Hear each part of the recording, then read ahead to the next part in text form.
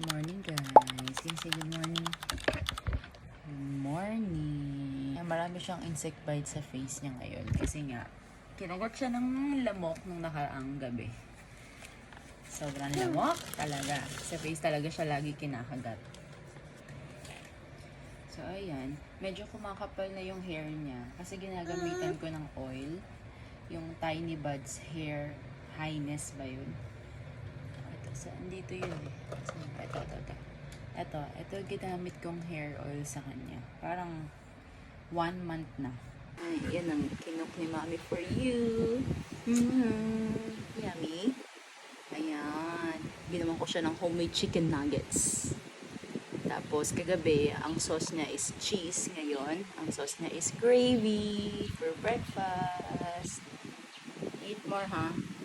Ha? More. So, ako magtitimpla na ako ng kape ko. Kasi, that's the routine every day. Yung gawa ko na yung breakfast niya, it's my coffee time naman. You know? Arte. Okay guys, so di namin kinasama sa paggawa. Gumawa kami ng strawberry banana smoothie. Pang ice cream. Tapos, ito yung tira. Kakainin niyang ganyan. Okay, so ito yung mga oils na nilalagay ko kay Pumpkin tuwing magbabath time kami. Sa morning at saka sa evening. First is itong Hair Highness. Ayan, nilalagay ko yun sa hair niya, pampakapal or pampahaba.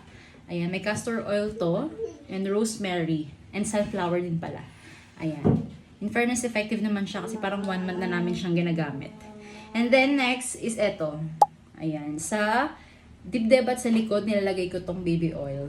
From Nature to Nurture. Ayan, parang sunflower oil lang din to. And this one, super happy ko na na-discover ko to kasi nilalagay ko tong oil na to sa mga kagat niya ng lamok, yung mga namumula and yung mga nangingitim. Ayan, it helps na brighten and malighten yung mga dark spots na yun. So, soak lang siya ng mga ilang minutes, mga 5 minutes. Yun, hinahayaan ko lang ng ganun, saka ko babanlawan, then saka ko siya paliliguan ng bonggang-bongga. Okay, so for the body wash, we have 2. Ayan, madami na kami na-try. Pero ito lang yung natatagalan naming body wash. Ito, binili ko siya kasi sabi dito oatmeal bath daw siya. Nakalagay pang colloidal oats dito, kaya medyo nagtiwala talaga ako. At first, kinakabahan ako syempre. Pero yung amoy kasi na to, para siyang amoy baby talaga. Powdery sweet yung amoy. And in fairness, naging alternative ko talaga to sa Aveeno.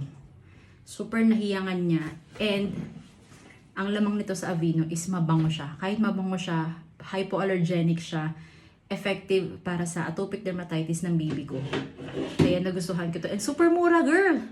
As in, parang half the price, almost half the price ng Aveeno. Check nyo to, nasa lahat ng groceries and drugstore yan. And eto, super love this. At first, takot ako sa product na to kasi lavender ang scent.